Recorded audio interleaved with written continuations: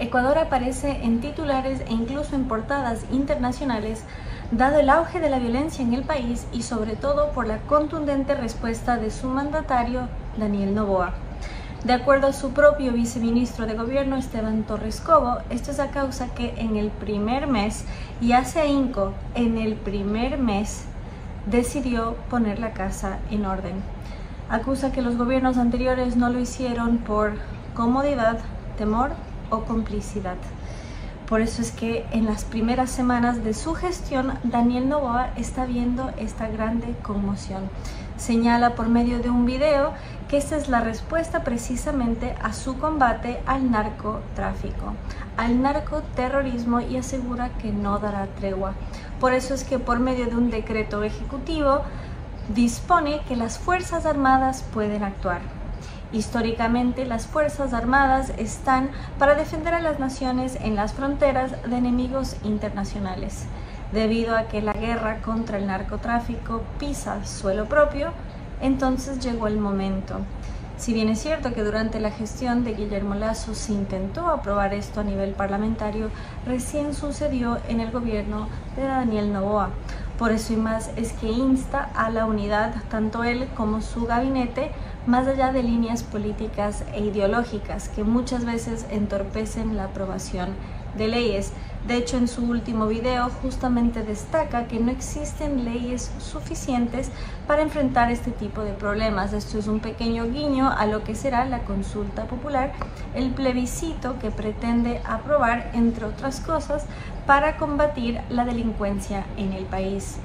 Y es que en el Ecuador, solo en el gobierno de Guillermo Lasso, más de 450 reclusos perdieron la vida dentro de motines en las cárceles.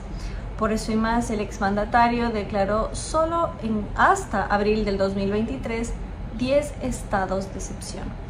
En el estado de excepción actual emitido por Daniel Noboa, se prohíbe la circulación durante la madrugada, en la cual podrán patrullar, incluso en tanques militares, las Fuerzas Armadas del país. Todo esto sucede en medio de bombas, de atentados con explosivos incluso en las grandes urbes del país, y no se limita ya a Quito y Guayaquil, sino que incluso han habido fugas en las cárceles y motines en ciudades como Riobamba y Cuenca, en la zona de El Turi, al sur del país. De hecho, logró escapar Fabricio, alias Pico, quien la fiscal Diana Salazar denunció que podría planificar un atentado en su contra, es decir, anda suelto uno de los criminales más peligrosos del país. Todo esto en medio de una consulta que podría pedir la extradición de criminales de esta índole. Está el debate si otros países los querrán recibir o no, y eso fue justamente uno de los puntos de tensión respecto a la última consulta que quiso aprobar Guillermo Lasso y que perdió rotundamente.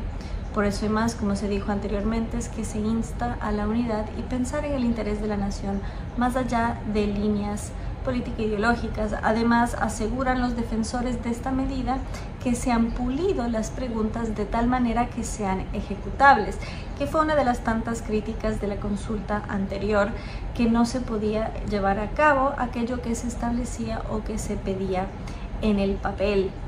Mientras cabe destacar que en el Ecuador no hay una larga historia de sucesión democrática, sino que los gobiernos no lleguen a su fin.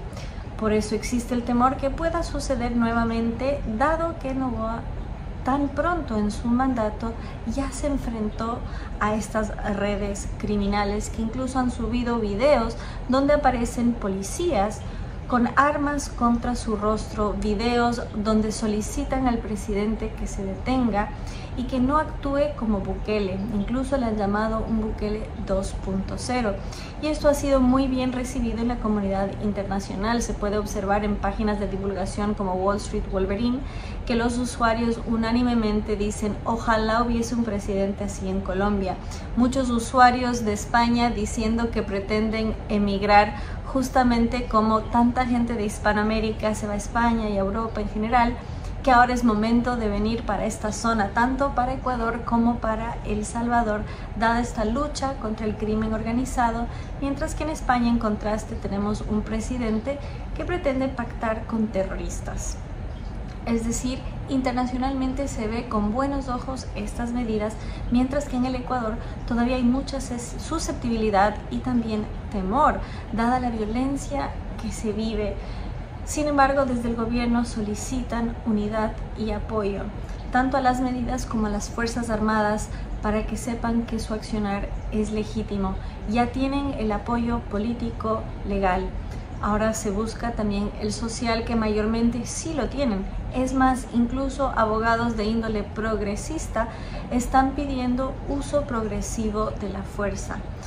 Frente a esto, el ex legislador Jorge Pinto, en cambio, destaca que no se necesita uso progresivo, sino uso legítimo, para que puedan actuar inmediatamente las fuerzas de seguridad y que inseguridad vivan los delincuentes y no los inocentes. En el Ecuador hay un clamor que se respeten los derechos humanos de los humanos derechos y que no prime más esta doctrina garantista que tiene al criminal como víctima de la sociedad. Y en ese sentido es clave las palabras del mandatario, donde habló de criminales quienes ya tienen condena.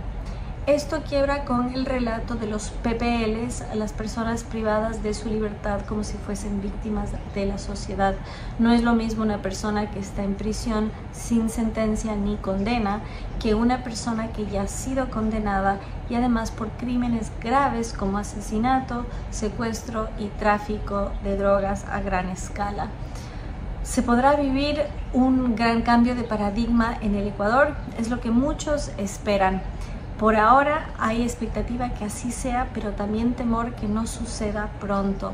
Para saber cómo se desenvuelve esta noticia, no olviden suscribirse, darle like y activar la campanita.